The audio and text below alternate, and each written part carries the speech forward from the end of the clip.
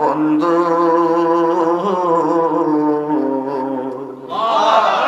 এই পৃথিবী অহংকারের জায়গা নয়। লা তামশি ফিল আরদি মারহা, আল্লাহ বলছেন জমিনের মধ্যে অহংকার করে চলাফেরা করো না। ইন্নাল্লাহা লা ইউহিব্বুল মুতাকাব্বিরিন, নিশ্চয়ই আল্লাহ রাব্বুল আলামিন অহংকারকারীকে পছন্দ করে না।